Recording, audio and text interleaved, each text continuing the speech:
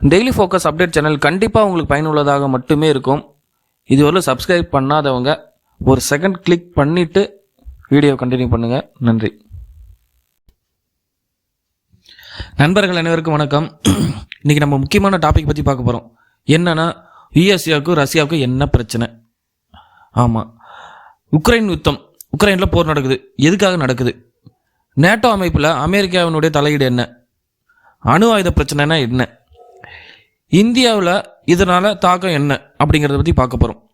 ஏன்னா நியூஸ் ஒன்று பார்த்துருப்பீங்க. அமெரிக்கா ரஷ்யாட்ட எண்ணெய் வாங்குறவங்க எல்லாத்து கண்ட்ரி மேலேயும் 500% வரி விதிக்க போகிறாரு அப்படிங்கிற நியூஸ் வந்துட்டுருக்கு. அதனால் நம்ம இன்றைக்கி அந்த டாபிக் பற்றி பார்க்க போகிறோம். யுஎஸ்ஏன்னு எடுத்துக்கிட்டால் அது ஒரு மிக பலமான நாடு ஒன்று. அவங்களுடைய டாலர் தான் உலக நாணயமாக இருக்குது. நேட்டோ கூட்டணியுடைய தலைவராக இருக்காங்க. ரஷ்யா மிகப்பெரிய நிலப்பரப்பை கொண்ட நாடு. சக்தி வாய்ந்த இராணுவத்தை வச்சுருக்காங்க. மிக அதிக அணு ஆயுதம் வச்சுருக்காங்க. உங்களுக்கு தெரிஞ்சது தான், புதின் ரொம்ப நாளாக அதிகாரத்தில் இருக்கார். இந்த ரெண்டு நாடும் பார்த்திங்கன்னா மிக பலமான நாடு. இவங்க ரெண்டு பேர்த்துக்கு சண்டை வந்துச்சுன்னா கண்டிப்பாக அது உலகத்துக்கு பாதிப்பு தான். பிரச்சனை எங்கேருந்து இருக்குது அப்படின்னா, 1991 சோவியத் ரஷ்யா பிரிச்சுது. இதனால் ரஷ்யா பலவீனமானது. அந்த சமயத்தில் பலவீனமானதுனால யுஎஸ்ஏ என்னாச்சு, அது மிகப்பெரிய பலமான நாடாக மாறிடுச்சு. இதுதான் பிரச்சனையோடைய ஆரம்பமாக இருக்குது. இந்த நேட்டோ அமைப்புனா என்ன அப்படின்னு பார்த்தீங்கன்னா, நேட்டோ அமைப்பில் யுஎஸ்ஏவும் யூரோப் கண்ட்ரிகளும் சேர்ந்த ஒரு கூட்டமைப்பு தான் நேட்டோ. இந்த கூட்டமைப்பை ஒரு ஒப்பந்தம் வச்சுருக்காங்க. என்ன ஒப்பந்தம் அப்படின்னா, இந்த நேட்டோ கூட்டணியில் இருக்கக்கூடிய ஏதாவது ஒரு நாடு தாக்கப்பட்டாலும் அனைத்து நாடுகளும் தாக்கப்பட்டதற்கு சமம் அப்படிங்கிறது தான் இந்த நேட்டோ கூட்டணியுடைய ஒப்பந்தம். இந்த நேட்டோ அமைப்பில் இப்போ புதிதாக உக்ரைன் சேரது தான் பிரச்சனை. என்னன்னா, உக்ரைன் சேரத்துக்கு பார்க்குறாங்க.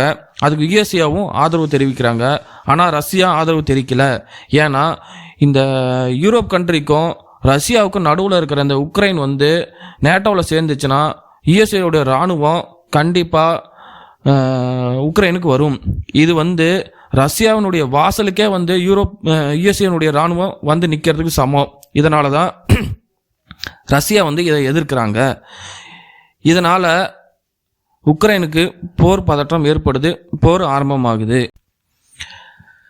இந்த ரஷ்யாவுக்கும் உக்ரைனும் நடக்க போரில் யுஎஸ்ஏ கலந்துக்கிறாங்களா அப்படின்னு பார்த்தா நேரடியாக இல்லை.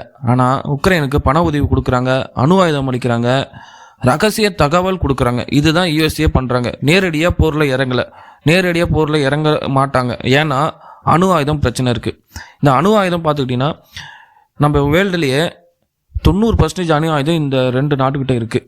அதனால் நேரடி போர் பதட்டம் வந்துச்சுன்னா கண்டிப்பாக ஒரு அணு ஆயுதத்தை யூஸ் பண்ணால் கூட இந்த உலகத்தில் கோடிக்கணக்கான பேர் சாவுவாங்க. உலகத்தில் பேரழிவு ஏற்படும். இதனால் நேரடி போர் வரதுக்கு வாய்ப்பு இல்லை. இதுதான் அணு ஆயுத பிரச்சனை. இதனால் இந்தியாவுக்கு என்ன பாதிப்பு அப்படின்னா, ரஷ்யா பார்த்துக்கிட்டிங்கன்னா ஒரு பழைய நண்பன். ஆனால் யுஎஸ்ஏ இப்போ வந்திருக்க ஒரு புதிய கூட்டாளினே சொல்லலாம். இதில் ரஷ்யாட்ட நம்ம என்ன வாங்கிட்டு இருக்கனால யுஎஸ்ஏ நம்மளை எதிரியாக பார்க்குறாங்க. எதிரியே பார்க்கல, பட்டு வாங்கக்கூடாது, நீங்கள் அங்கே வாங்கினா ரஷ்யாட்டினுடைய பலம் அதிகமாகுது அப்படின்னு சொல்லிட்டு ரஷ்யாட்ட வாங்காதீங்க அப்படின்னு சொல்லி யுஎஸ்ஏ நம்மளை தடுக்குது. அப்படி வாங்கினா யுஎஸ்ஏ அதிகமான வரி, அதாவது 500% வரி விதிக்கிறேன்னு சொல்லி, அதாவது யுஎஸ்ஏ பொருட்களுக்கு 500% நாங்கள் வரி விதிப்போம் அப்படின்னு சொல்லி ட்ரம்ப் சொல்லியிருக்காரு. இதுதான் பிரச்சனை. ரஷ்யாவுக்கும் அமெரிக்காவுக்கும் இப்போ ரீசெண்டாக என்ன பிரச்சனை அப்படின்னா, ஜனவரி 7 அட்லாண்டிக் கடலில் ரஷ்யாவினுடைய எண்ணெய் கப்பல் போயிட்டு இருக்கும்போது அதை அமெரிக்கா படைகள் சிறைப்பிடிக்குது. இதை ஒரு கடற்கொள்ளைன்னு சொல்லியிருக்காங்க ரஷ்யா. அப்புறம் வெனிசுலா நாடு பார்த்திங்கன்னா ரஷ்யா ஆதரவு தெரிவித்திருக்கக்கூடிய ஒரு நாடு. அந்த நாட்டுக்குள்ளார அமெரிக்கா படைகள் போகிறது மிகப்பெரிய கோபத்தை ரஷ்யாவுக்கு ஏற்படுத்தியிருக்கு. இன்னொன்று முக்கியமான பிரச்சனை, அணு ஆயுதம். நியூ ஸ்டார்ட் அப்படிங்கிற ஒப்பந்தம் ரஷ்யாவுக்கும் அமெரிக்காவுக்கும் இருக்குங்க. இந்த ஒப்பந்தம் பார்த்துக்கிட்டிங்கன்னா பிப்ரவரி 4, 2026 முடியுது. இதுதான் இன்னொரு மிகப்பெரிய கஷ்டமாக இருக்குது. ஏன்னா இந்த ஒப்பந்தம் முடியுது. இந்த ஒப்பந்தத்தினால தான் ரெண்டு பேரும் அணு ஆயுதத்தை யூஸ் பண்ணாமல் இருக்காங்க. ஆனால் பிப்ரவரி 4 முடிய போகிற காலாவதி ஆகுதுங்குது. அப்படிங்கிறதுனால உலகமே பயந்துட்டுருக்கு. இதனால தான் உலக பன்னாட்டு அமைப்புகளும் தலைவர்களும் ரெண்டு பேர்த்துக்கும் சமாதானம் படுத்திட்டு இருக்காங்க. அப்புறம் இதனால் மிகப்பெரிய போர் ஏற்படுமோ, மூணாம் உலகப் போர் வந்துடுமோ அப்படிங்கிற ஒரு பயத்தில் இருக்காங்க. அதுக்கு தான் இதை எல்லாத்தையுமே சமாதானப்படுத்திட்டு இருக்காங்க. கண்டிப்பாக எதிர்காலத்தில் யுஎஸ்ஏக்கும் ரஷ்யாவுக்கும் நேரடி போர் வருமானா வரத்துக்கு வாய்ப்பு இல்லை. ஆனால் கண்டிப்பாக சைபர் கிரைமு, வேறு ஏதாவது பொருளாதார தடைகள், இந்த மாதிரியான போர்கள் கண்டிப்பாக வரும். நன்றி.